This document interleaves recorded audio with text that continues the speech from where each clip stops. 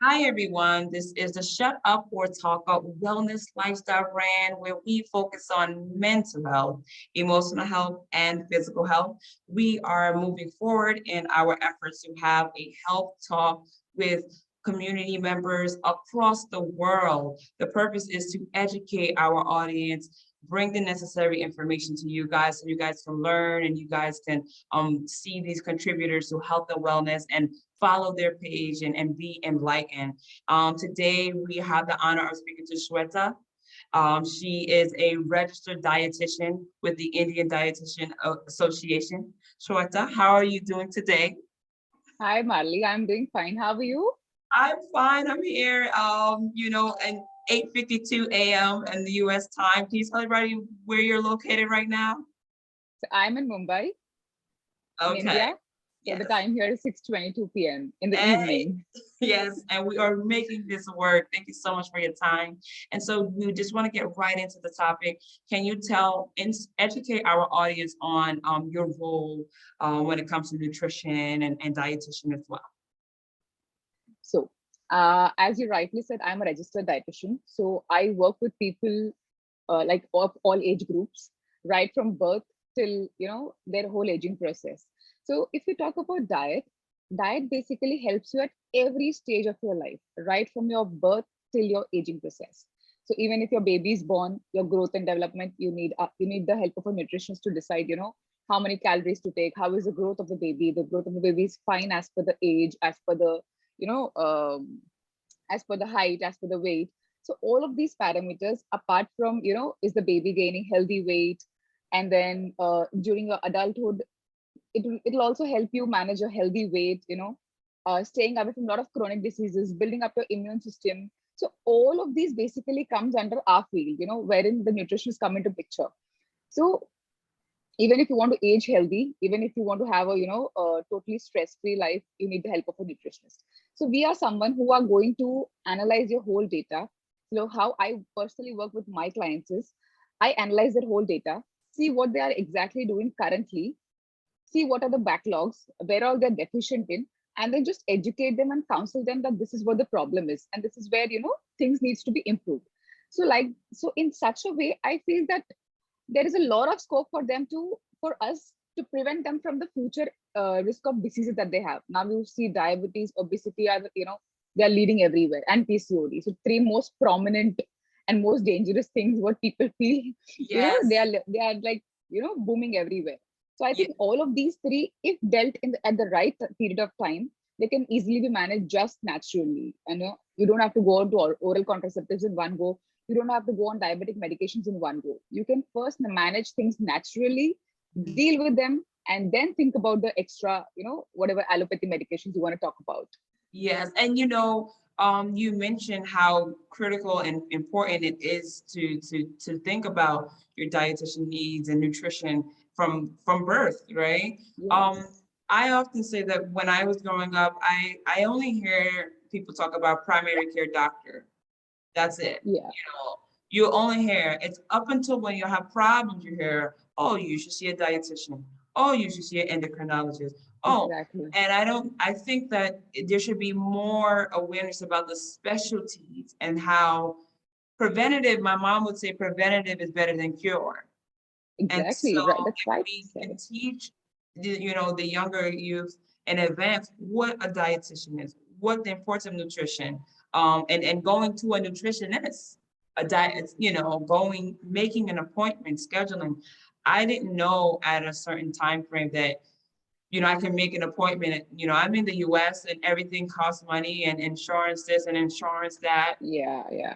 So, it's unfortunate, but you know, I wasn't aware even, that I can have a nutritionist. Wait, I can schedule an appointment with someone that cares about the food I eat, that can help me organize this. I no clue. What are your thoughts on that? People not being educated about who a dietitian is or a nutritionist early.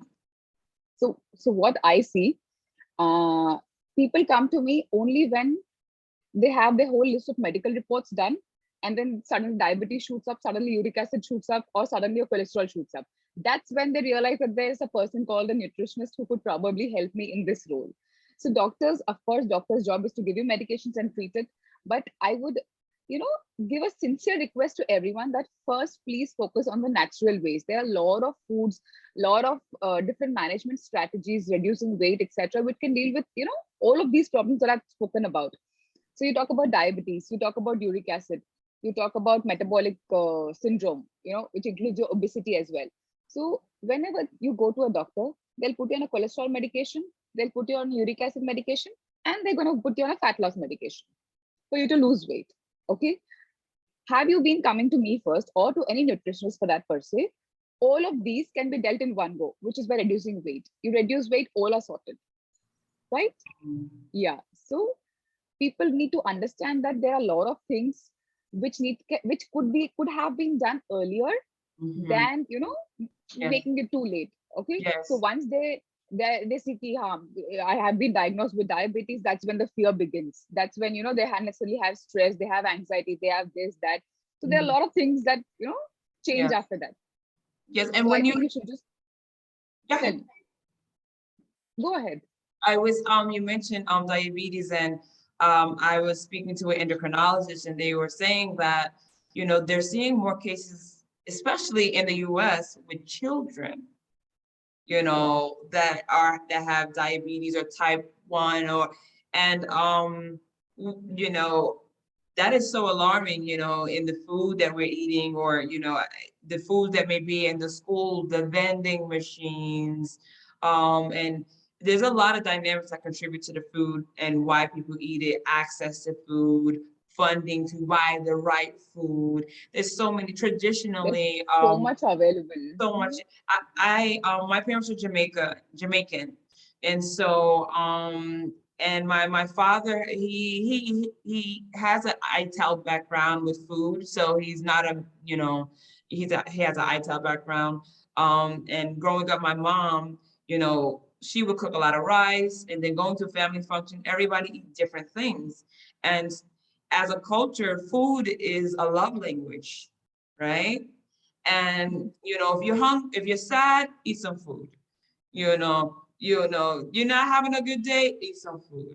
I cook for you, food. And I think the older generation, they do it out of love, because food is a love language, but not knowing that some of these patterns that we have are not healthy for us. What are your thoughts about cultural eating in the foods, and how sometimes it can affect, it can offset bad patterns, because as a culture, certain cultures, my culture, we eat food all the time and not focusing on if it's nutritional food. So if we talk about, let me talk about Indian culture first. Okay. So when you see our Indian culture, like our generations, our earlier generations, like my grandfather, grandmother, they were so healthy even at the age of 80 and 90. Okay, the food that they ate was so pure, was so good. They never had like fancy or pizzas, pastas, and all sorts of fast foods. Nowadays, the refining industry has, the industry has grown up so much that every single food that you put into is totally refined, totally stripped of the fiber that you get. Now that's the reason people think white bread is bad and brown bread is good. But in India, the brown bread that you get is just, it is just caramelized. Oh, okay. It is just caramelized and added some other ingredients added to it and make it brown. So that's how Right. the industry is growing. So I always tell people, just stick to simple routines. So now the white bread, supposedly the white bread does not have any sort of fiber in it. Okay, it's just totally white. Okay, so you just add lots of vegetables to it, make it fiber rich, and you rather enjoy a white bread versus your Indian brown bread. I'm talking about Indian scenario. Yes. Okay, so you see my grandfather generation, they never had diabetes. They had diabetes at the age of 80 and 90. Now people have diabetes at the age of 15 and 20. Yeah. Right? Yeah. Okay, so I feel we should really learn a lot of things from them. The type of food that they ate, the type of balance that they created, the type of lifestyle they had. They had like 10 to 12 kids. In India, if you see, few of them had 10 to 12 kids as well. Okay, yet they had a stress-free life. Now we have one kid and we are so stressed out. Oh, yeah. Yeah. So talking about exercise, they used to do every single work at home. Talking about us, I mean, where is the scope of exercise? People don't find time for exercise. They are so busy in their laptop, so busy in their lifestyle that they don't have so busy partying around, moving around. So the scope of exercise is hardly anything. Yeah, you mentioned a You key know, word. You said lifestyle. You yes, said lifestyle, and I think a lot of people think that the lifestyle is that I look like I'm good, or I no, have all the nice things and I there's look no, like I'm healthy. And I think, even with Shut Up or Talk Up, we focus on wellness, right? yes. But internal wellness, really making sure the internal, what we eat, how we feel, expressing ourselves is we do the work there first so that the exterior can represent that. And I think my experience here in the US as well, just it's a lot of focus on exterior. And I think it's a lot of focus on exterior and looking healthy or looking fit. But then not really doing the necessary work to be mentally, emotionally, and physically aligned. How do you think mental health play a part in how people eat food? Oh, it is one of the most, I would say, more than diet, your mental health is more important. Because you see, these days, people are depressed like anything. You see so many people suffering from depression, so many people. And that's the whole reason that I opted for this, you requested me that. Conversation. So that's the whole reason why I came into Thank this. you. So, I really tell people, even if you do not follow a particular diet regime, I'm absolutely okay. First focus on your stress. Stress is something which can kill every single thing in your body. It can ruin everything. When I worked with diabetes, I've seen people manage their diet beautifully, manage their exercise beautifully. They don't manage stress.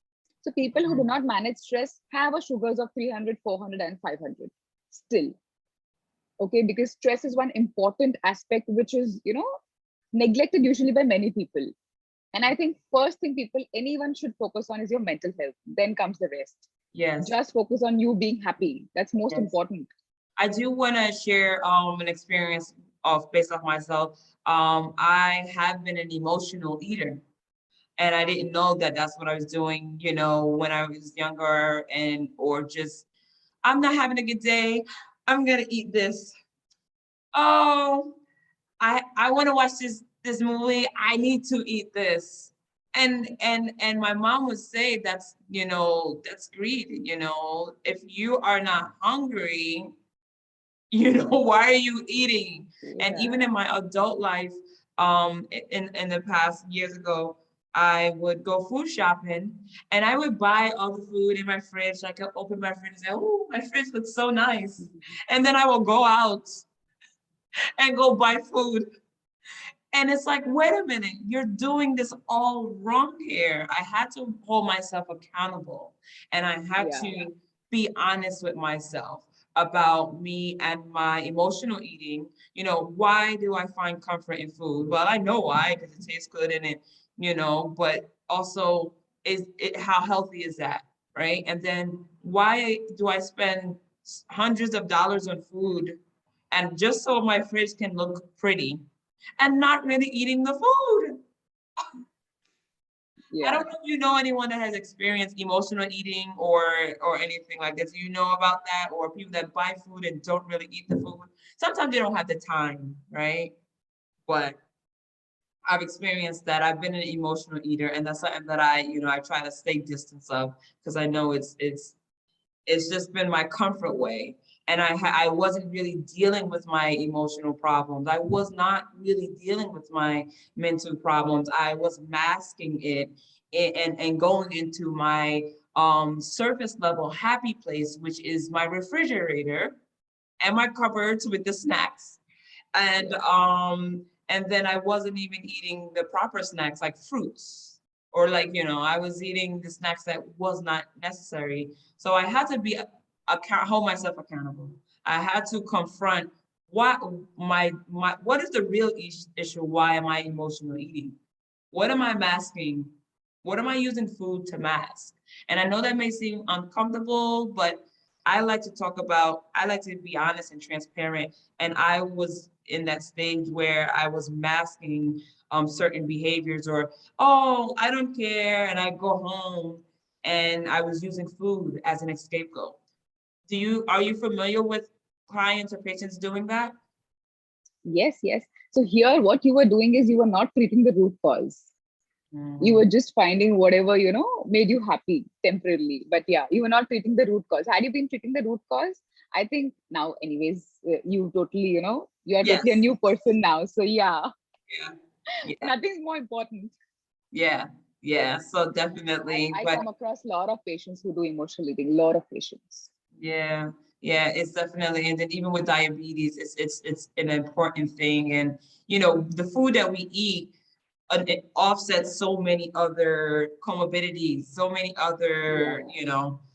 problems as well. And so I want to say, Shweta, thank you so much for participating. I know that you said that you worked with the Indian Dietitian Association and you worked alongside I can't remember his name. You said you worked alongside a dietitian, a well-known dietitian as well? No, he's a diabetologist. He's an Oh, endocrinologist. oh, okay. Okay. Yeah. So he's in Mumbai. So he's Dr. Nadeem Rais, whom I've worked with for almost 3.5 years. Oh wow, awesome, awesome. And you know what? It's also it's good that you know you're able to extend your knowledge, right? From what Yeah. you learn, you're able to teach me, teach other listeners, other people. And I want to tell, can you tell everyone where to find you? Because we found her on Instagram, and we have here her page is Nutrivue by SHWETA Jain. That's Nutrivue by SHWETA JAIN. Yeah. You can definitely go on her page. She's a lifestyle coach, certified diabetes educator. Is there any last words you want to share with the people before we go? One most important message that I would want to tell people is diet, exercise, and stress. All three could be managed free of cost. Focus on this. Medications, you need to pay lots and lots of money. So Mhm. focus on things that are free of cost and not focus on things that you are, paying $1 million on. Yes, think smarter, not harder. Absolutely. All right, Shweta, thank you so much Right. for your time and thank you for participating. Ladies and gentlemen, thank you for tuning in to the Shut Up or Talk Up Wellness, a Lifestyle brand. We are continuing our journey with the Health Talk series. Thank you so much. Have a good day. Bye. Bye.